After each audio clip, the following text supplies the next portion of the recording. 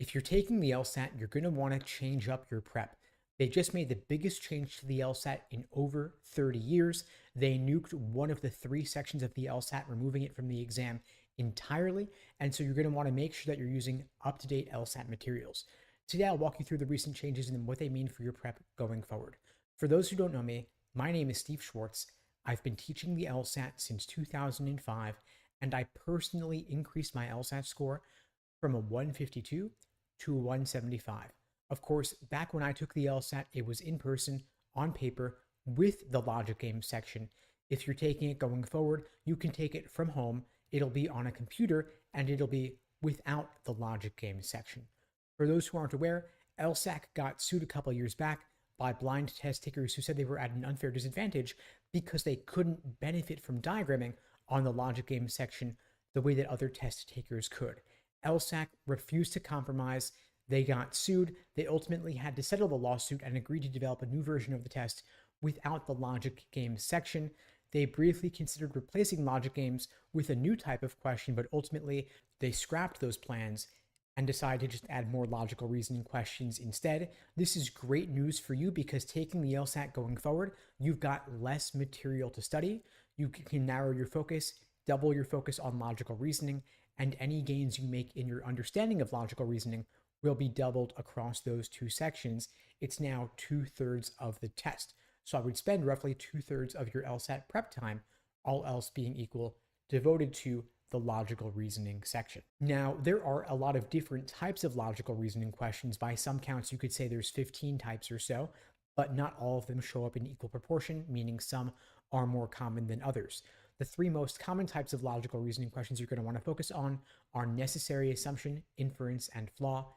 Master those before spending any time on the rare types that hardly ever show up, like evaluate the argument or parallel, that only show up a couple of times per exam. Now, there's been a lot of speculation that LSAC will make the logical reasoning section harder to compensate for the removal of the logic games section. There's no evidence, however, to indicate this, and LSAC themselves denies this, and I believe them in part because the logical reasoning sections are validated or considered valid test material because they've been tested out on previous versions of the LSAT. One reason LSAC feels so confident in removing logic games and adding more logical reasoning is that they've tested out these questions and tested out the section difficulty over several previous LSAT administrations. LSAC is remarkably consistent and remarkably committed to the validity and reliability of the LSAT. And so removing logic games is a big enough change that I wouldn't expect them to do anything crazy on the LSAT in the near future.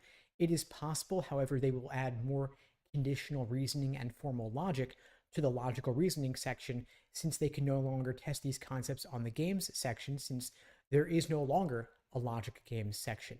Of course, this would not be adding some new question type to the LSAT.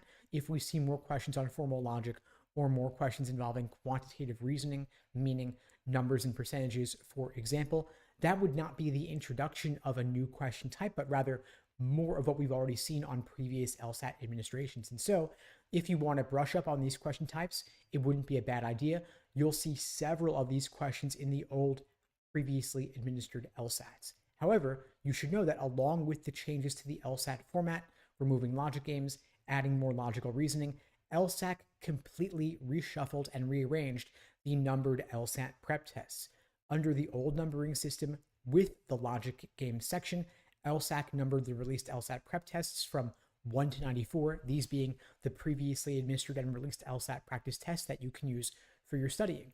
However, along with removing logic games, LSAC created new practice tests by simply combining the old ones but removing logic games and recalibrating the scoring so that you can now take all your practice tests with raw score conversions to show you how many questions you could get right or wrong and get a given score out of 180. And so the new numbered LSAT prep tests are 101 to 158.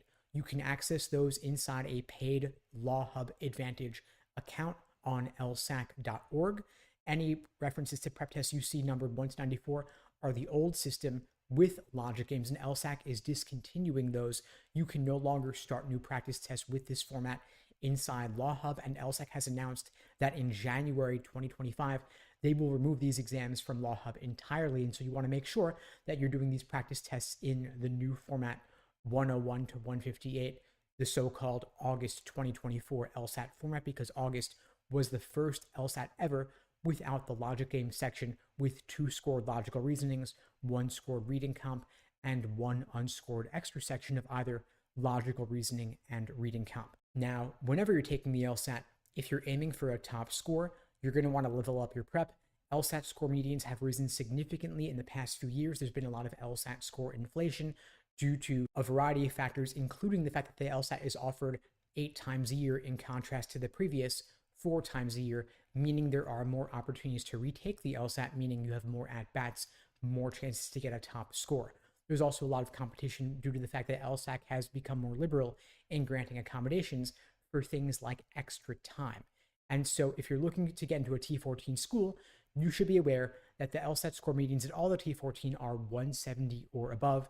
At Yale, the LSAT median is as high as 175. And so if you're committed to a top score, you're going to want to level up your prep. At LSAT Unplugged, we'd be glad to help you out. We offer live online classes via Zoom, on-demand video courses, small group coaching, and one-on-one coaching. You can check out the links below to find out more and to book a call with me and my team. We'd be glad to help you out. And in the meantime, I'll wish you all the best and take care.